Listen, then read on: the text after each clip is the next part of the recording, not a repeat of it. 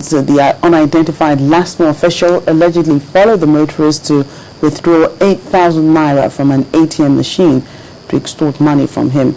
It will be recalled that a similar incident occurred where one Corporal Chris Omeleze was also caught on camera demanding a bribe from his victim. He has since been dismissed from the police force.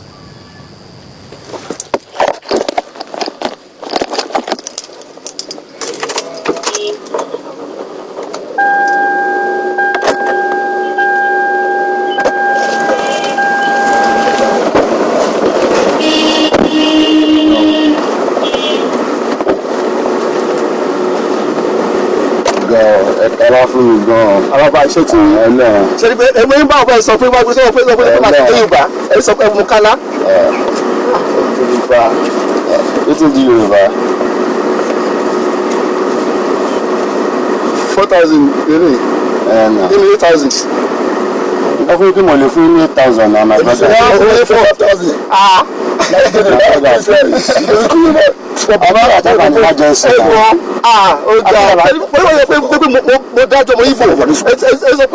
the moment, we shall try. I'm going to the hospital now and have an emergency. Card lásán. Ẹ fún mi gan. Alaba ṣe ti ṣe ni pé ẹgbẹ́ yín bá ọ̀pẹ sọ pé wá gbé sọ pé máa ṣe Yorùbá ẹ sọ pé ẹmu kálá. Yorùbá ètò di Yorùbá 4,000 eré ní 8,000. Ẹ fún kí mo lè fún 8,000 náà my brother. Ẹ fún 4,000.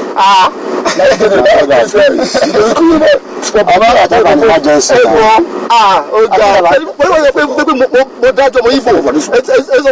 At the moment, we shall try.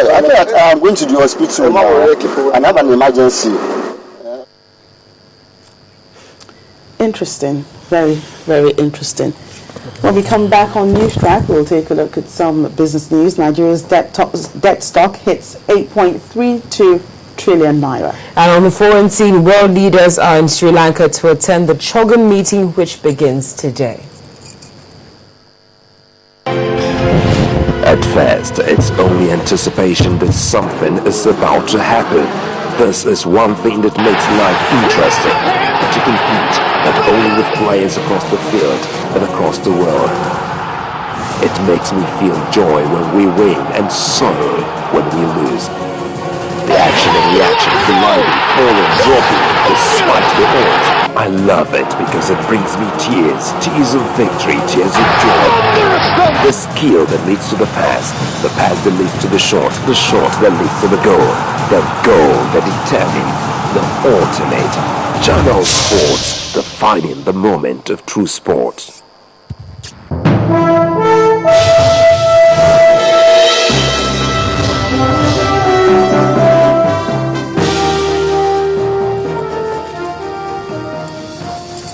Business news now. Nigeria's total debt stock stood at 8.32 trillion naira as at September 30th, 2013.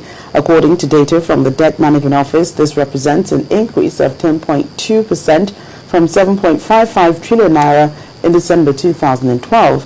A breakdown of the public debt shows that the external debt accounted for 15.5% of the total debt stock at 1.29 trillion naira. The domestic debt stock accounted for 84.50% of the total debt stock at 7.03 trillion naira.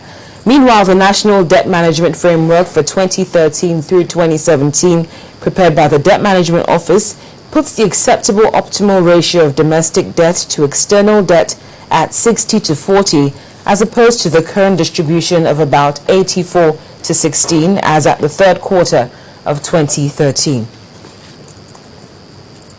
The Central Bank of Nigeria says Nigeria's external reserves fell by $2.92 billion between April and June this year.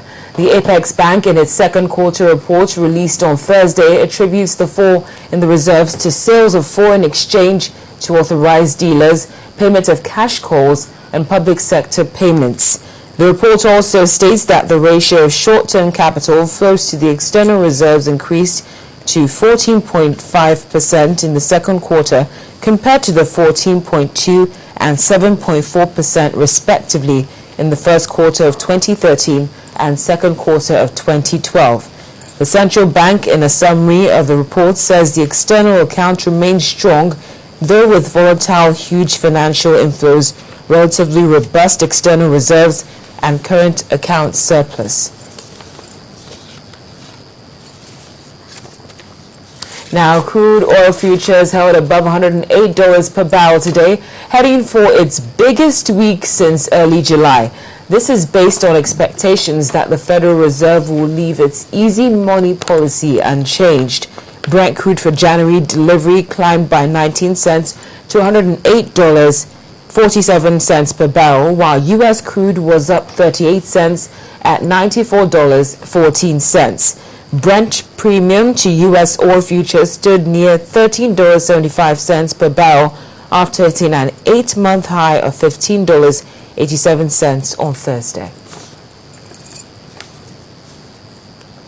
On the international scene, it's a week since Typhoon Haiyan struck the Philippines, and sadly, aid workers are still struggling to help survivors of the disaster, a situation which has been described as depressing. The spokesman for Médecins Sans Frontières said the logistical issues of distributing aid are quite enormous. Now, this comes as U.S. military aircraft have started bringing aid to the country. The U.S. military says its support will be on an unprecedented scale, with other U.S. vessels expected to arrive in about a week. Typhoon Haiyan was one of the most powerful storms ever recorded on land, and the death toll now stands at over 3,400. World leaders are in Colombo, the capital of Sri Lanka, to attend the Commonwealth Heads of Government meeting, CHOGM, which begins today. The 53-member Commonwealth, made up mostly of former British colonies, holds a summit every 2 years. It has little power, but wields some influence in mediating disputes between members. Pakistani Prime Minister Nawaz Sharif, Vice President of Ghana, Kwasi Amisa Arthur, and Malaysian Prime Minister Najib Razak arrived in the island country on Thursday. Also, heir to the British throne, Prince Charles and his wife, Duchess Camilla, also arrived in Colombo on Thursday to attend the CHOGM. India's Foreign Minister Salman Khurshid and other Commonwealth leaders were also seen at the summit's venue. But allegations of abuses against ethnic minority Tamils in Sri Lanka 4 years after the army won a civil war against separatist rebels have put pressure on Colombo as it prepares to host the meeting. The Canadian Prime Minister Stephen Harper said weeks ago he was skipping the summit because of human rights concerns, and his Indian counterpart, Manmohan Singh, has also pulled out. Separatist Tamil rebels battled government forces for 26 years until an army offensive crushed them in 2009.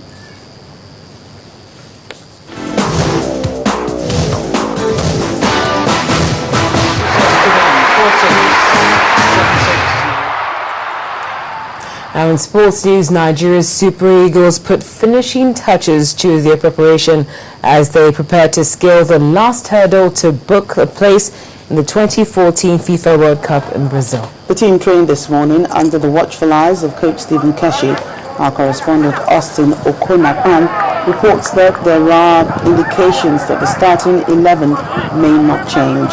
The African champions are on the verge of picking a ticket to the Mondial and making a fifth appearance after securing a precious 2-1 away victory over Ethiopia.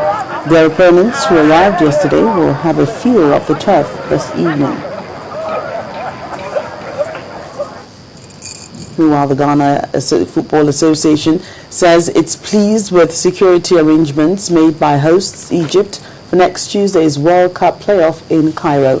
A meeting was called by FIFA to address security concerns for the second leg match to be played at the Air Defense Stadium in Cairo on November the 19th. The meeting was presided over by FIFA Security Officer Dr. Bolajo Joba, and it saw officials of the Egyptian Ministry of Interior, the Egyptian military, Ghana's ambassador to Egypt, JFA delegation led by President Kwesi Yantaki, Ghana's security delegation, and the Egypt FA. The parties received detailed security briefing from the match, with the firm assuring